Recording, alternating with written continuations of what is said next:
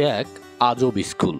বিলের মাঝে আধুনিক সুযোগ সুবিধা সম্পন্ন স্কুল, কিন্তু যাতায়াতের জন্য নেই কোনো রাস্তা। ২ পর্বের ধারাবাহিকের আজ দেখুন দ্বিতীয় পর্ব।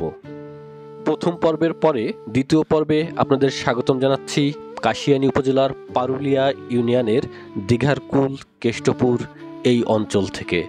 যে স্কুলটি আপনাকে দেখাচ্ছি এটি এমন একটি স্কুল যেখানে যাতায়াতের জন্য নেই কোনো রাস্তা।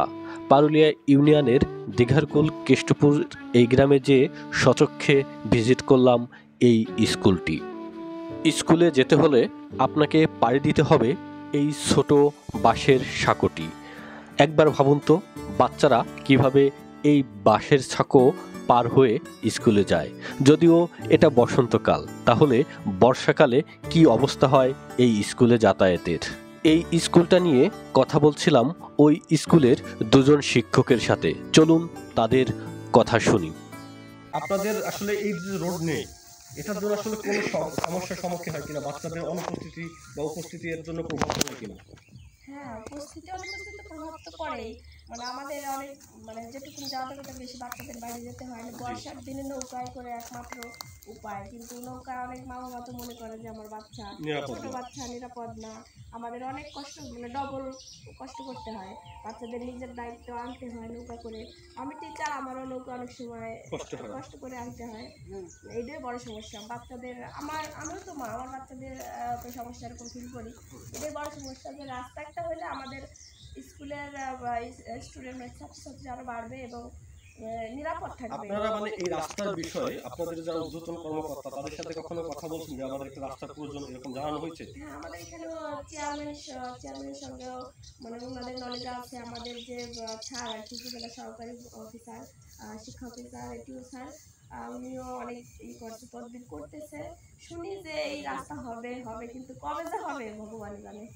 যাই হোক, আমরা ম্যাডামের কাছ থেকে শুনতেছিলাম তাদেরও খুব প্রত্যাশা আসলে রাস্তা। তবে আমার রিকোয়েস্ট যারা আছে, এটা খুব বেশি কাজ না, এই একটু দূরেই হচ্ছে মেন রাস্তা, যেটা সোনারঙ্গা ব্রিজের পাশেই, এবং বেশি রাস্তা লাগে না। আরেক স্যারের সাথে একটু কথা বলতে যাবেন না, যেটা বললাম এটা আপনার আসলে যারা আমাদের জনপ্রতিনিধি আছে বা ঊর্ধ্বতন কর্মকর্তা আছে তাদের উদ্দেশ্যে আসলে যদি কিছু বলতেন আপনি। তো অবশ্যই আমি বারবারই আমার নির্বাচিত চেয়ারম্যানের কাছে আমি আবেদন রাখছি। অত্র ইউনিয়নের যে আমার ওয়ার্ডের যে মেম্বার, তার কাছে বলছি, তারা অনেক চেষ্টা করছে, কিন্তু তাদের ওইখানে ওই যে আলোট নাই, যার কারণে আমরা এগোয়ে আবার পিছিয়ে চলে যায়। যে আলোট নাই, সরকারি আলোট নাই, যে মালিকানা জমি, এই জমির ভিতর দিয়ে কীভাবে রাস্তা হবে। যার কারণে উদ্যোগ নেওয়ার পরে আবার সেই উদ্যোগ আবার এই জায়গার কাজ অন্য জায়গায় দিয়ে দেয়। যার কারণে এই মালিকানা জমির কারণে এই জায়গায় রাস্তা হতে একটু কষ্ট হচ্ছে, যা ওনারা যা বলে আমাদের। তাহলে এখানে একটা রাস্তা হলে আপনাদের এখানে শিক্ষার হারটাও বাড়বে, বাচ্চারা স্কুলমুখী হবে। রাস্তা হলে তো সব দিক দিয়ে উন্নয়ন ঘটে, বাচ্চাদের উপস্থিতি বৃদ্ধি পায়, শিক্ষকদের যাতায়াতের সুবিধা হয়। আমি নৌকো বেয়ে আসতে হয়, আমার বাড়ি থেকে নৌকো বেয়ে আসি, আবার নৌকো বেয়ে বাড়ি যাই। একই কথা। যাই হোক, আমরা শুনতেছিলাম আমার স্যারের কাছ থেকে তাদের রাস্তা নিয়ে। আসলে এটা আসলে খুবই দুঃখজনক এবং হতাশাজনক যে এখনো কাশিয়ানী উপজেলায় এরকম একটা প্রত্যন্ত অঞ্চল আছে যেখানে বাচ্চারা স্কুলে আসবে, সেটা একটা রাস্তা নাই।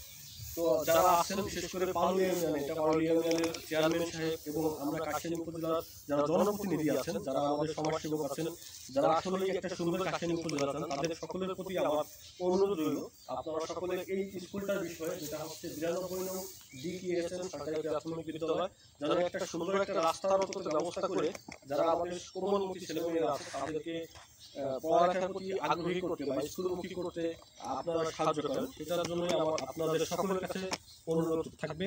আজকে এখান থেকে এ পর্যন্তই। আশা করছি সকলে ভালো থাকবেন। আল্লাহ হাফেজ।